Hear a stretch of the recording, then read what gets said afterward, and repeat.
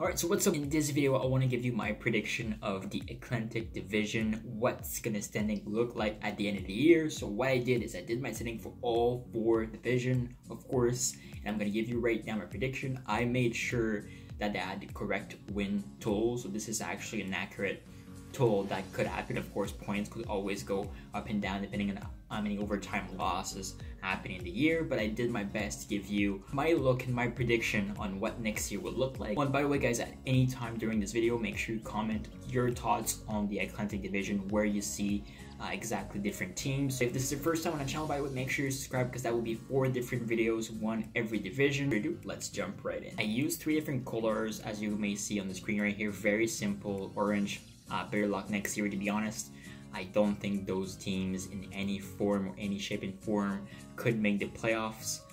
Yellow, I call it the bubble, so they're teams that could make the playoff or could end up finishing like 8th, 9th, and 10 in that range. We never know if those teams are going to make it or not. And of course green, unless major injuries happen, those teams will make the playoff, and I have no doubts in my mind. Ottawa Senators with 63 points. I just don't see this team going nowhere. Yes, they have Brady Tkachuk coming in, but they have this old Carson situation, big weight on their shoulders, and honestly, just look at the forward core, it's not good. You have Duchesne and Stone and Tkachuk coming up.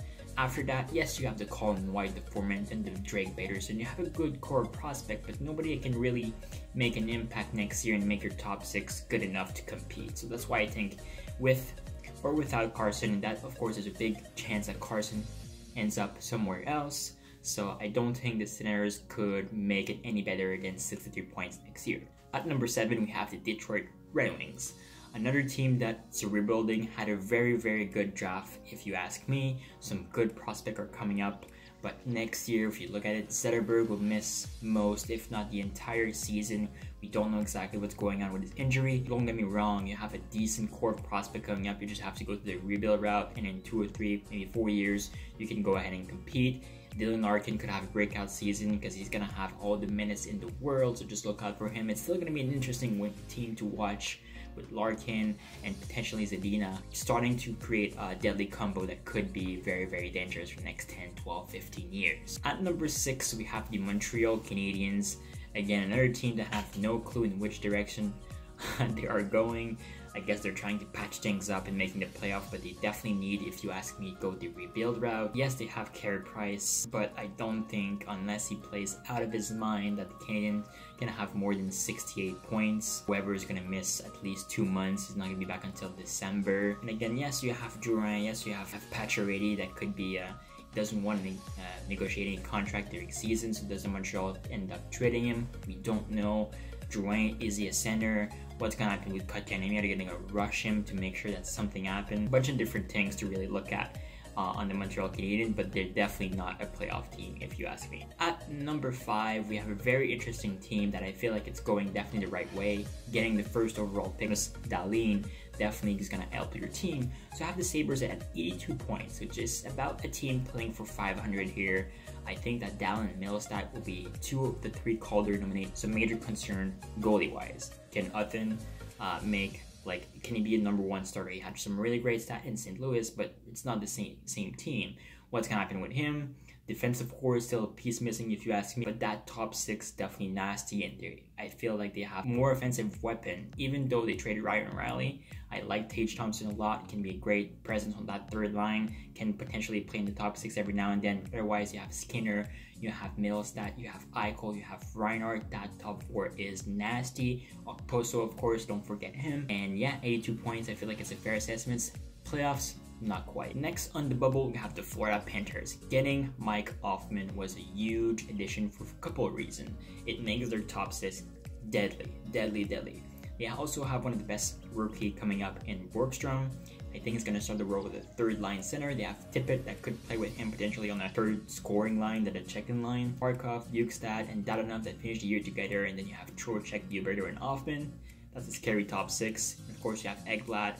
Yandel is still playing very, very good. Interesting team to watch, see if everything will fall into place for them as well. But definitely a team that could get back into the playoff next year. 91 points. Hoffman on that power play as a deadly shot. Usually plays on the right. Look out for an improved power play as well in for it. At number 3, now we have the green team coming up, which is guaranteed playoff unless anything crazy happens in my mind. Of course, one of the best line, if not the best line in hockey, with Pasternak, Bergeron, and Brad Marchand. The Bruins will definitely, I have them at 102 right now. Of course, around 48, 49 wins if you want to put it in numbers like that. A very good team, and honestly some good rookies in Donato that is coming up, and just I want to see the progression of Charlie McAvoy. I think this guy will be in the Norris conversation very, very soon. I really like the way things are shaping up for the Bruins, even though it's not my team, but definitely a mix, one of the best mix of veterans and young guns coming in the team. I definitely see them as a playoff team, and Tuukka Rask, of course, being an elite goaltender. 102 seems fair to me. At number 2, we have Tampa Bay Lightning at 107. Of course, what's to say about Lightning? One of the best forward mix in the National Hockey League, one of the best defensive mix, and one of the best younger goaltender in the National Hockey League, and Andrei Vasilevsky. I mean, there's nothing more to say. We have Edmund Sergachev and McDonough on that blue line, making a deadly top 3, and you have veterans like Strawman that can come up and fill that top 4, which is amazing. You have Brandon Point that had an amazing playoff. He's going to be close to a point per game if you ask me. And then you have Kucherov, Stamkos that will light it up, and again a mix of rookies that could knock on a door and make things really interesting for the Tampa Bay Lightning as well. An amazing team, but not quite the number 1 spot, because of course wearing the Toronto Maple Leaf jersey right now. They won the lottery in the offseason, meaning they signed John Tavares to a 7-year deal, $11 million per year, and that makes this team unbelievably talented. They're trailing by 1 goal. Always keep an eye on the Toronto Maple Leafs, because this team is going to be very interesting to watch. Interesting to see exactly what the line combination will look like. Pretty sure Tavares and Marner are going to put together, and of course Matthews and Nylander seems to be a lock right now. Who gets to play with them? You have Marlowe, you have Hyman here in the mix. Johnson is a great and promising rookie that could sneak in that top 6. I think he starts with on a 3rd line with Kadri probably. But again, the Toronto Maple Leafs is going to be an exciting team to watch. I have them at 110 points and winning the Atlantic Division. I don't see any other way this could shape out. Yes, there are pieces missing on that blue line, but they kind of have no problem winning games like 5-4, 6-5. This team is going to score some goals, and it's going to be very interesting to watch for sure. So that's pretty much it. Thank you guys so much for watching this video. Hopefully you like the new format that I'm using. Feel free to comment any of your thoughts, of course, on your prediction for the Atlantic Division. Thank you guys so much for watching, and you have an amazing day.